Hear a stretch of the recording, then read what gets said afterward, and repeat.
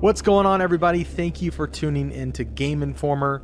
I'm your host, Alex Van Aken, and today we're going to be taking a look at some of this exclusive gameplay footage that we have from Resident Evil 4 Remake, Chapter 5. We're going to be seeing some church gameplay, some Ashley gameplay, and some of the cabin fight, as well as, just overall fighting Ganado and trying to stay alive. So we've got about 12 minutes of footage here to show you today, and I'm joined by Marcus Stewart. How are you, Marcus? I'm feeling great. I'm happy to be seeing this section again because, as I mentioned in the cover story I wrote, I've had a lot of fun playing it. Absolutely. So yeah, we are. This footage starts out, and we are, simply escaping from the church. This is how many hours into the game would you say this is, Marcus?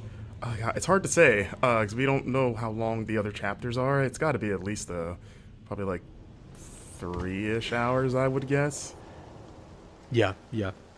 This is not our gameplay, by the way. If people are wondering, this is a B-roll that Capcom provided, so this is someone on the team playing, not us.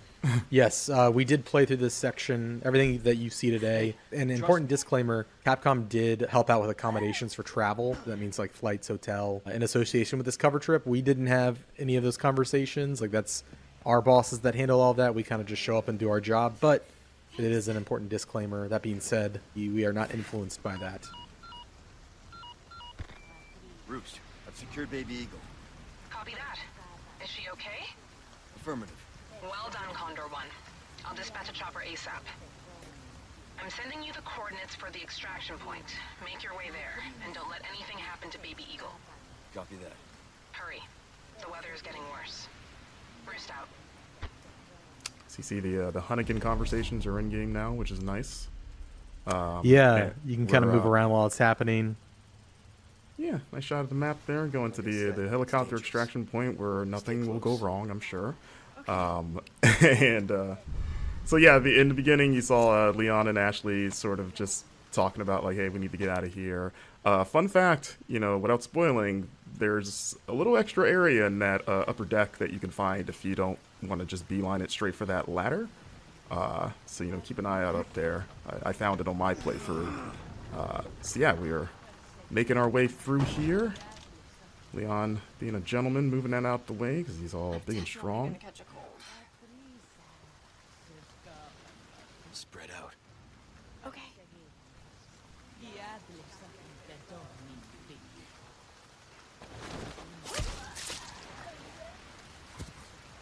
Come on. Okay. And yeah, this part was pretty fun to get through. I tried to get through it stealthily the first couple times.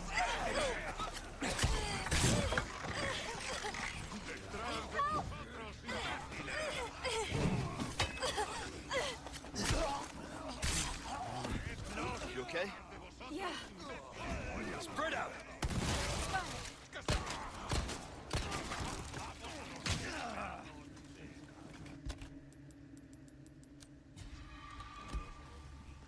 So you're gonna notice there's gonna be a few jumps in the clips here. Again, that's a Capcom thing, so this isn't going to be a straight run through of the chapter. It's gonna jump around at points, but as you can see, the flash grenade still very effective against those tentacle transformed Ganado.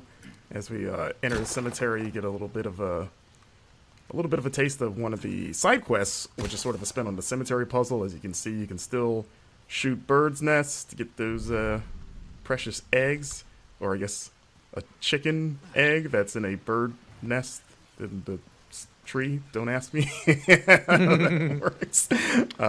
You know how it is. But I mean, in the original game, you killed snakes and got chicken eggs, which was always kind of weird. There he is. Took care of a request. Well done. Man himself. Look at you, mate. So you can see you're turning in side quests, which is what you're going to be doing. One has to wonder how he moves with all that heavy equipment in that coat.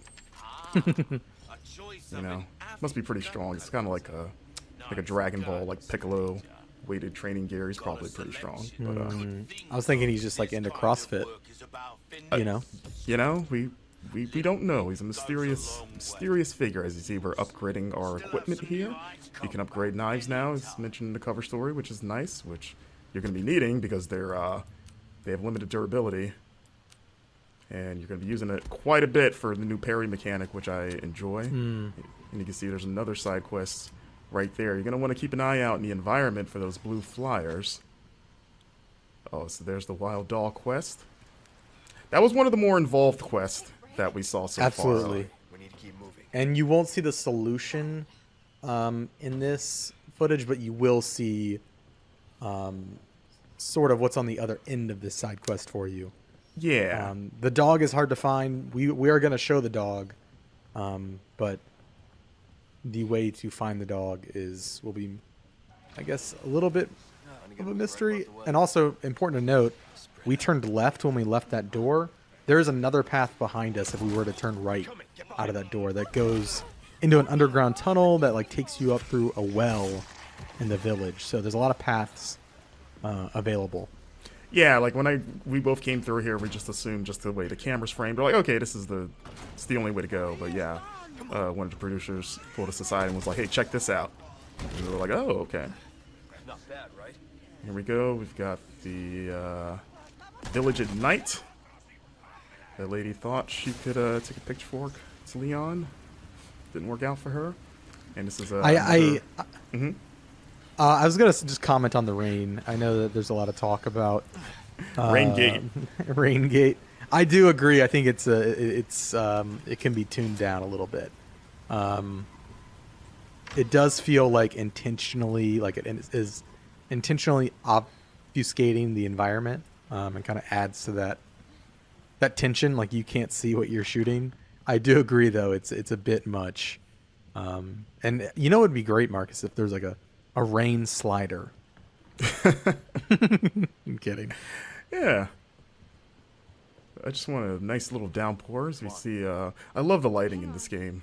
You know, like it just the bloom on the flashlight and just how dark everything is. Like it just makes especially like interiors like this. If we lift Ashley up to do her thing, get Leon up there.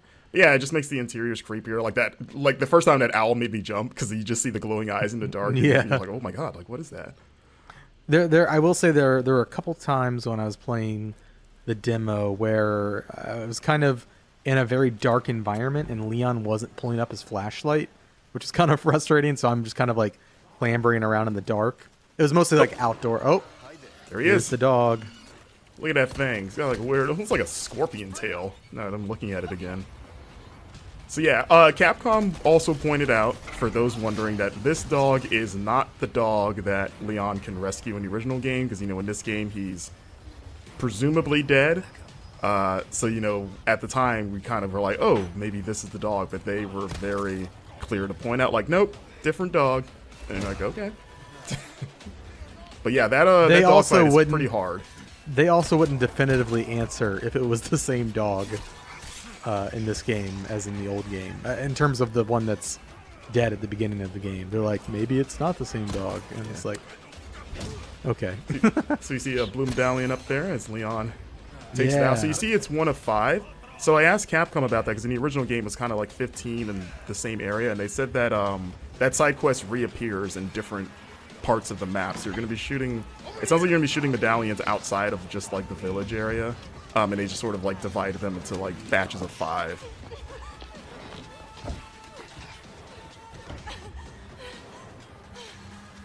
You. Hey, listen, I talked earlier. Yeah, about that. Hey, I see you found your missing senorita. Senorita has a name, Miss Ashley. You are? Who are you? What are you doing here? Very good questions, unfortunately. Hide, now. Okay, it's game time. And due to the cuts, there's a lot of that village before the bridge that we ran over that you can you know, fight through and explore. Like there's a lot that they didn't show in this footage. It's where, at least during our playthrough, the brute first appears, the cow-headed enemy. Right. in that area just before the bridge that we crossed. But yeah, because in the footage we've put out of this, people have seen the cow guy shows up in this appears fight, here. but you Yeah. actually fight him well before this.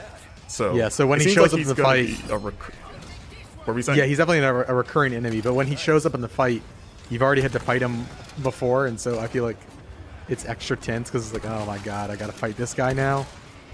Yes. So- I saw some people speculating that he might be a single persistent enemy that follows you. I'm No. pretty sure that is not the case. Yeah, I think he's No, just another I have- enemy type. I have killed him several times in different areas. Yeah. Just a new enemy type. So this fight was pretty wild, as it is in the original, but even more so here. And there he is, Mr. Bullman. There's been a lot of like back and forth, like is he a cow, is he a bull? But I was like, he's got a horn there. Not the bull thing. Well, a bull is just a cow. It's a male cow. I mean, yeah, they're the same thing.